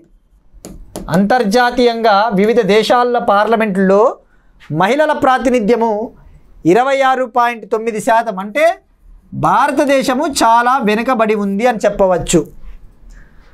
మరి ఈ మహిళల ప్రాతినిధ్యం, చట్టసభల్లో మహిళల ప్రాతినిధ్యం పెంచడానికి ఇటీవల భారతదేశ ప్రభుత్వం తీసుకొచ్చిన చట్టాలు, కాన్స్టిట్యూషనల్ అమెండ్మెంట్ యాక్ట్స్ ఏమన్నా ఉన్నాయా అంటే మనకు ఉమెన్స్ రిజర్వేషన్ యాక్ట్ 2023 ఉంది. దానినే 106th కాన్స్టిట్యూషనల్ అమెండ్మెంట్ యాక్ట్ అంటారు. ఈ 106th కాన్స్టిట్యూషనల్ అమెండ్మెంట్ యాక్ట్ ఏంటంటే ఉమెన్స్ రిజర్వేషన్ యాక్ట్ 2023. మరి ఈ 106 కాన్స్టిట్యూషనల్ అమెండ్మెంట్ యాక్ట్ ఎన్నవ కాన్స్టిట్యూషనల్ అమెండ్మెంట్ బిల్లు? 128వ కాన్స్టిట్యూషనల్ అమెండ్మెంట్ 128వ కాన్స్టిట్యూషనల్ అమెండ్మెంట్ బిల్లుగా ఇంట్రడ్యూస్ చేయడం జరిగింది. అది పాస్ అయిన తర్వాత 106వ కాన్స్టిట్యూషనల్ అమెండ్మెంట్ చట్టంగా మారింది. ఈ యొక్క 106వ కాన్స్టిట్యూషనల్ అమెండ్మెంట్ యాక్ట్నే ఏమని పిలుస్తారంటే నారీ శక్తి వందన్ అధినియం. నారీ శక్తి వందన్ అధినియం చట్టం, అధినియం 2023 చట్టం.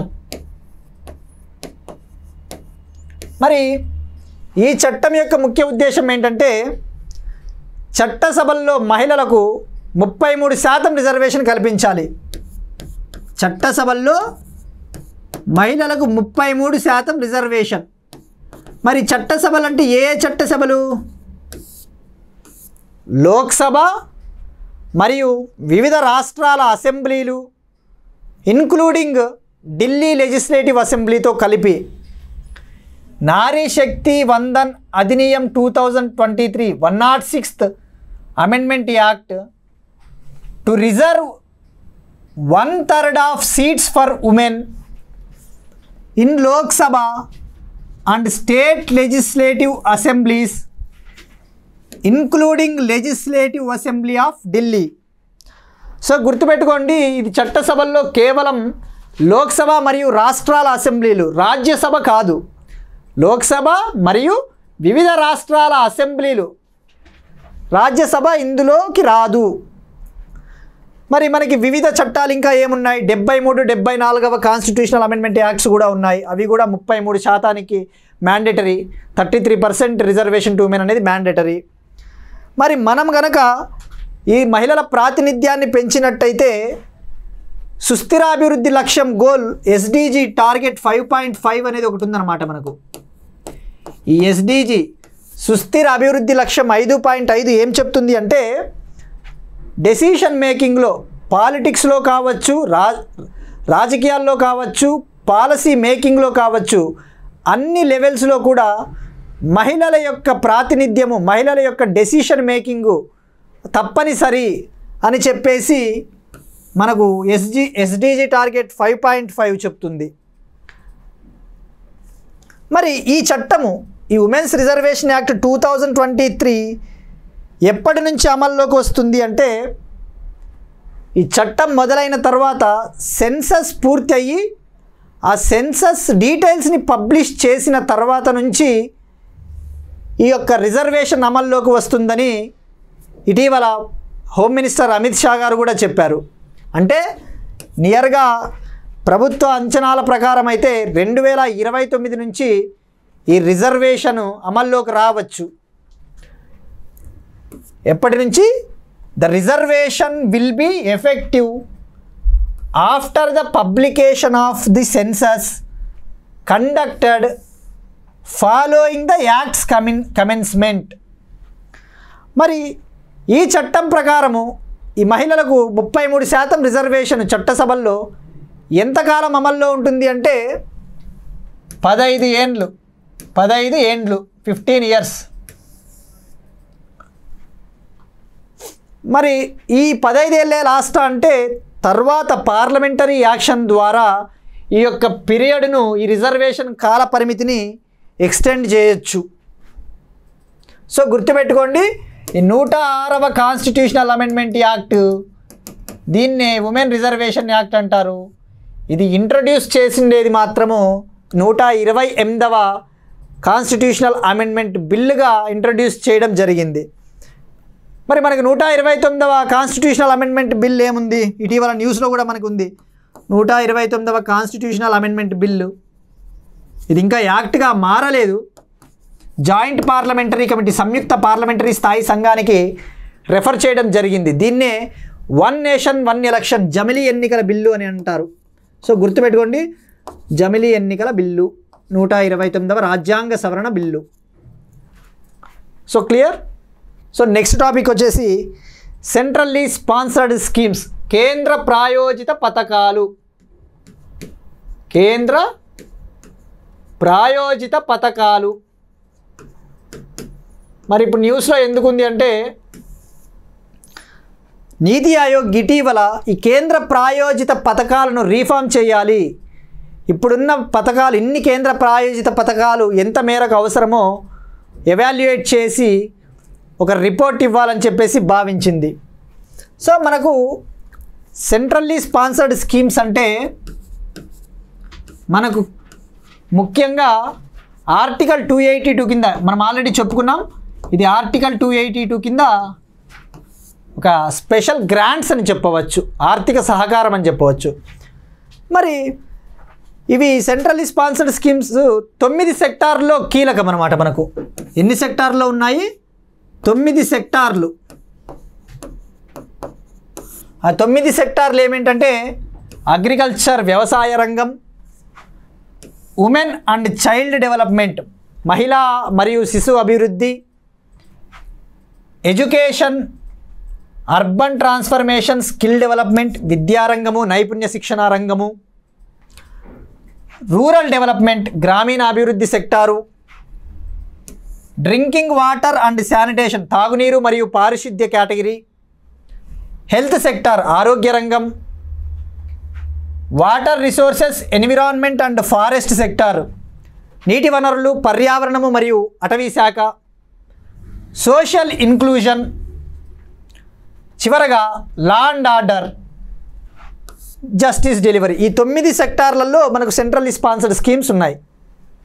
మనకు ఈ సెంట్రల్లీ స్పాన్సర్డ్ స్కీమ్స్లో కూడా కేంద్ర ప్రాయోజిత పథకాలను మొట్టమొదటిసారి రీఫార్మ్ చేయాలి అని చెప్పేసి 2015లో ఒక చీఫ్ మినిస్టర్ల అధ్యక్షతన ఒక సబ్ గ్రూప్ ఏర్పాటు చేయడం జరిగింది. Sub group of chief ministers.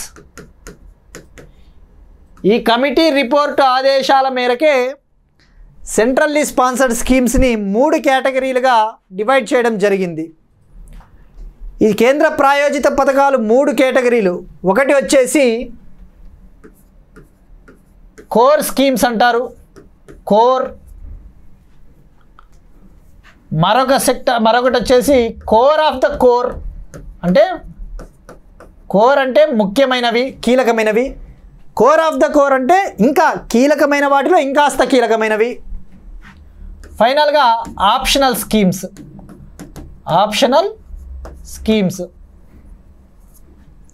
మరి మనకు జాతీయ అభివృద్ధి అజెండా అని ఒకటేసి ఉంది. నేషనల్ డెవలప్మెంట్ అజెండా, జాతీయ అభివృద్ధి అజెండా. ఆ జాతీయ అభివృద్ధి అజెండాలో భాగంగా కొన్ని పథకాలను అమలు చేయవలసి ఉంటుంది. ఆ పథకాలే కోర్ స్కీమ్స్ అన్నమాట. కోర్ స్కీమ్స్ ఏమొస్తాయంటే నేషనల్ డెవలప్మెంట్ అజెండా, జాతీయ అభివృద్ధి అజెండాలో ఈ పథకాలు భాగము. అవి ఏమొస్తాయంటే ఆ పథకాలు మనకు హరిత విప్లవం, గ్రీన్ రెవల్యూషన్, ప్రధాన్ మంత్రి కృషి సించాయి యోజన, ప్రధాన్ మంత్రి కృషి సించాయి యోజన, ప్రధానమంత్రి గ్రామ సడక్ యోజన, ప్రధానమంత్రి గ్రామ సడక్ యోజన, స్వచ్ఛ భారత్ మిషన్. ఇటువంటివి మనకు ఈ కోర్ స్కీమ్స్ కిందకు వస్తాయి. మరి కోర్ ఆఫ్ ద కోర్ ఏమొస్తాయంటే 6 పథకాలు. గుర్తుపెట్టుకోండి, కోర్ ఆఫ్ ద కోర్ కిందకు 6 పథకాలు వస్తాయి. ఈ 6 పథకాలు ఏ దానికి సంబంధించినవి అంటే సామాజిక భద్రతకు సంబంధించినవి, సోషల్ ప్రొటెక్షన్కు సంబంధించినవి. ఇవి ఉదాహరణకు ఏమొస్తాయంటే కోర్ ఆఫ్ ద కోర్ అంటే మహాత్మా గాంధీ ఎంజీ నరేగా, మళ్ళీ నేషనల్ సోషల్ అసిస్టెన్స్ ప్రోగ్రామ్ ఎస్సీలకు, ఎస్టీలకు మరియు బ్యాక్వర్డ్ క్లాసెస్ బీసీలకు సంబంధించి నేషనల్ సోషల్ అసిస్టెన్స్ ప్రోగ్రామ్. అవి 3 స్కీములు. ఎంజీ నరేగా ఒకటి, మళ్ళీ ఎస్సీలకు ఒకటి, ఎస్టీలు, బ్యాక్వర్డ్ క్లాసెస్, డిఫరెంట్లీ ఏబుల్డ్ దివ్యాంగులకు సంబంధించిన నేషనల్ సోషల్ అసిస్టెన్స్ ప్రోగ్రామ్ ఒకటి, మళ్ళీ మైనారిటీలకు సంబంధించి ఒక అంబ్రెల్లా ప్రోగ్రామ్. సో ఓవరాల్గా 6 core of the core schemes. మరి ఆప్షనల్ స్కీమ్స్ అంటే రాష్ట్రాలే నిర్ణయించుకోవచ్చు ఏ పథకాలను మేము అమలు చేయాలో చేయకూడదు అనేసి. వాటి కిందకు ఉదాహరణకు వచ్చేసి border area development programme, Shyam Prasad Mukherjee urban mission. ఇవి ఆప్షనల్ స్కీమ్స్ కిందకు వస్తాయి. సో ఎగ్జామ్లో ఇలా అడగవచ్చు, which of the following are part of the core of the core schemes, or లేదంటే which of the following are core schemes as part of centrally sponsored schemes అన్నప్పుడు మనకు ఆప్షన్స్లో ఎంజీ నరేగా, గ్రీన్ రెవల్యూషన్ అవి ఇస్తారు. So definitely గుర్తుపెట్టుకోవాలి. Core schemes కిందకి ఏమొస్తాయి, core of the core schemes కిందకి ఏమొస్తాయి, ఆప్షనల్ స్కీమ్స్ కిందకు ఏమొస్తాయి అనేసి. మరి ప్రజెంట్ యాజ్ ఆఫ్ నౌ ఈ 3 సెక్టార్లలో, ఈ 3 కేటగిరీల్లో ఎన్ని సెంట్రల్లీ స్పాన్సర్డ్ స్కీమ్స్, ఎన్ని కేంద్ర ప్రాయోజిత పథకాలు ఉన్నాయంటే 75 ఉన్నాయి. 75. ఆ 75 కేంద్ర ప్రాయోజిత పథకాలు వచ్చేసి యూనియన్ బడ్జెట్ ఎక్స్పెండిచర్లో 10.4% అంట. ఈ కేంద్ర ప్రాయోజిత పథకాలు 75 ఉన్నాయి కదా, ఇవి యూనియన్ బడ్జెట్ ఎక్స్పెండిచర్లో 10.4%.